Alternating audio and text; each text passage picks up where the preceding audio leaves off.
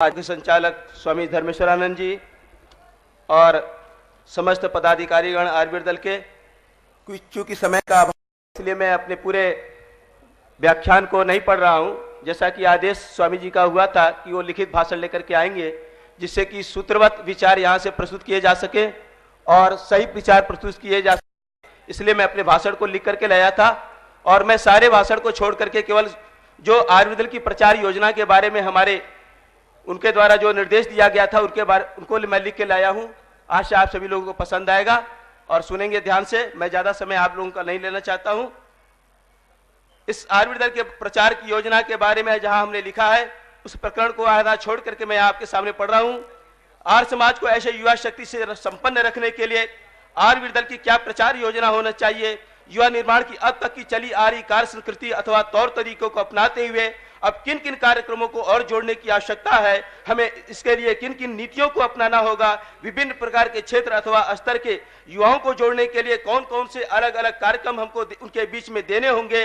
आर्य समाज की प्रगतिशीलता, वैज्ञानिकता, आध्यात्मिकता और राष्ट्रीय सोच को उन पाश्चात्य रंग में डूबे तथा कथित गुरुडमवाद तथा राजनीतिज्ञों के भ्रमचाल में फंसे वर्तमान आपाधापी तथा युवाओं के करियर के प्रति कुंठित दौर में उन युवकों में प्रसारित करने के लिए हमारी क्या क्या योजनाएं हुई, जिससे इस मूल्यवान संपदा से अर्थात हमारा जो वैदिक संस्कृति है, वैदिक अध्यात्म है, उस हमारी मूल्य संपदा की ओर हमारा इशारा है। आयुर्वेद दल युवकों की आयु सीमा स्पष्ट रूप से निश्चित की जाए तथा आयु सीमा को कितने वर्गों में बांटा जाए, इन सभी बातों पर विचार करना चाहिए। फिलहाल आयुर्वेद दल की प्रचार योजना के अंतर्गत मोटे तौर पर कुछ विस्तार प्रस्तुत है।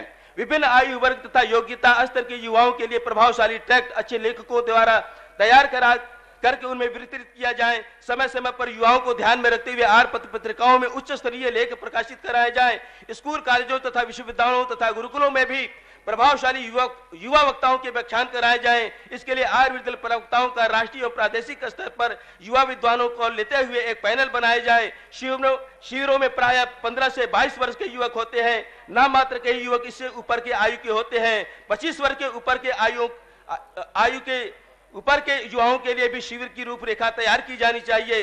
राष्ट्रीय वैदिक चेतना शिविर लगाए जाएं। इस शिविर में योगासन, प्राणायाम, ध्यान का भी कार्यक्रम अवश्य सम्मिलित किया जाए। आयुर्वेद दल के तत्वाधान में एक दिवसीय राष्ट्रीय एवं युवा वैदिक चेतना रैली अथवा सम्मेलन का आयोजन जिले अथवा कमिश्नरी स्तर पर किया जाना चाहिए।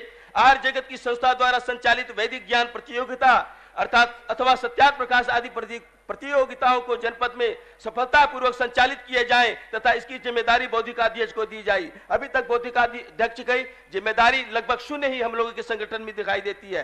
प्रत्येक जनपद में संगीत व नुक्कड़ नाटक आदि मंचीय कार्यक्रमों से रुचि रखने वाले युवकों को अपने से जोड़ा जाए अथवा इस रुचि के आर्य वीरों को उचित प्रोत्साहन दिया जाए तथा उनकी एक टीम बनाई जाए। किसी राष्ट्रीय सामाजिक मुद्दे को लेकर के युवाओं में चेतना लाने के लिए साइकिल अथवा पद यात्रा जिले में किसी विशेष अवसर पर निकाली जाए तथा अंतिम पड़ाव पर युवा वक्ताओं के उद्बोधन कराया जाए। मेले, सार्वजनिक स्थलों पर, कॉलेजों एवं विश्वविद्यालयों में आयुर्वेद दल के उद्देश्यों एवं परिचय के पत्रक वितरित किए जाएं। खेल कूद, संगीत, भाषण एवं नुक्कड़ नाटक आदि मंचीय कार्यक्रमों तथा सेवा कार्य आदि कार्यक्रमों को संपादन करने के लिए अलग अलग प्रमुख बनाए जाएं। युवाओं को दल के साथ जोड़ने के लिए सदस्यता का अभियान कार्यक्रम चलाया जाए। इसके लिए एक आकर्षक ट्रैक या पत्रक परिचय के रूप में उन्हें दिया जाए। मैं अपना ये संक्षिप्त भाषण ये आयुर्वेद दल की प्रचार योजना के यहाँ प्रस्तुत किया हूँ। हमारा यही उद्देश्य था कि हमारे बीच में आयुर्वेद दल के एक गौरव जो आयुर्वेद दल को आर्थिक रूप से हम लोगों को संपन्न करते हैं, बस्ती के एक जान है, पूर्वांचल के एक युवा वक्ता हमारे बीच में है, उनको देने के लिए मैं अपने भाषण को संक्षिप्त रख रहा हूं। आशा है हमारे बीच में श्री ओम प्रकाश जी आएंगे और अपने विचार को रखेंगे।